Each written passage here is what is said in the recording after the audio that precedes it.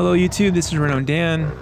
I won the race, and it wasn't the way I wanted to do it. Sometimes you don't have to be the fastest guy to win a race. Tony Elias is the same way. He's not the fastest guy, but he still wins races in Moto America.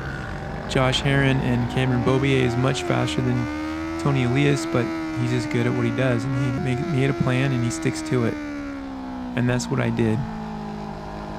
The number 2 guy behind me was qualified 4 to 5 seconds slower than I did, so I knew that I could take it easy and still win.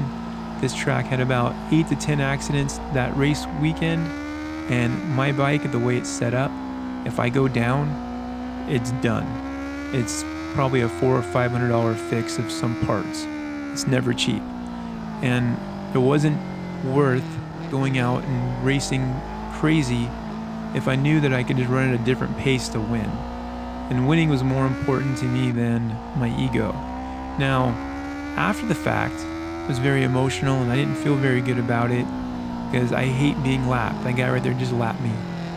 Earlier in the day during practice, they could pass me, but they couldn't lap me.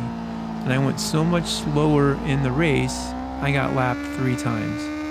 And I don't know about you guys, but as a racer, being lapped means you are outclassed. And that's one of the worst feelings to have on a track, is being lapped. Being passed, okay, that happens. That means I left the door open and the guy went around me, like right there. I let these guys go around me. I wasn't playing defensive. I was letting them go around me because I can hear them coming up and I didn't want to fight with them. I just let them go. The hard part was, my dad was disappointed in me because I wasn't running at my normal pace, and guys in the grandstands were talking crap about me, saying how I didn't belong out there. It's part of it. All that I had to endure because I went slow enough just to keep a nice steady pace to win. And winning was more important to me than my ego, especially because this win right here would secured my championship. I needed the points to get my championship secured, and this win right here was what I needed, and I got it. I left the track salty. I left the track feeling my own disappointment. I left the track feeling horrible about it. That's why it took me about 2 weeks to make this video, because I didn't really want to talk about it, just because it wasn't the way I wanted to win, but it was a win.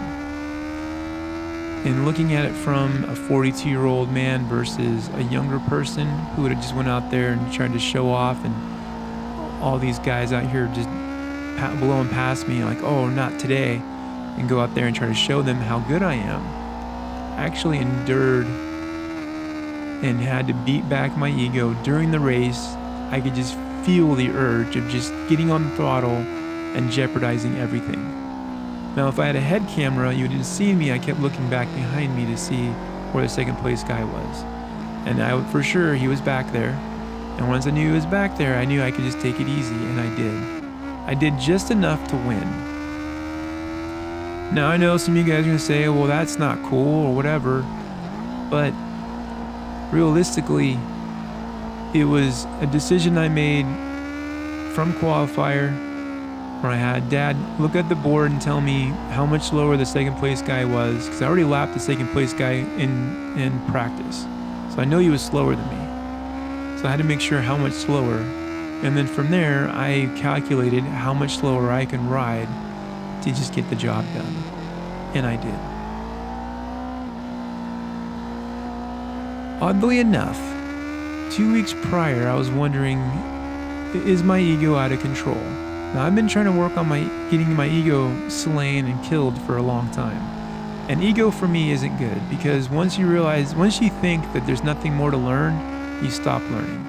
Once you tell yourself that you're too good and there's no reason to practice, you stop getting better.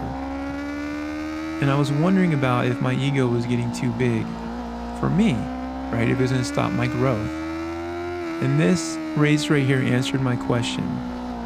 I was able to swallow the harsh pills of being lapped, of being made fun of, but at the end of the day, I crossed that finish line, first place, and I have a championship. I will have a championship to my name. Again, not very glorious, not very pretty, and definitely it took me a while for me to actually make this video because I was very salty and not prideful about this. This wasn't like one of those wins that I wanted to show the world about. It was more of me getting the job done because that's what it required to do. And I'm racing a point series, so every race matters, every point matters, because you never know who's going to come back and try to challenge me again. Alright guys, here's me crossing the finish line, a winner. Thanks for watching. My name's Rhino Dan. I did handle my ego. It was very rough, and I stuck to the plan. Thanks for watching. Have a nice day.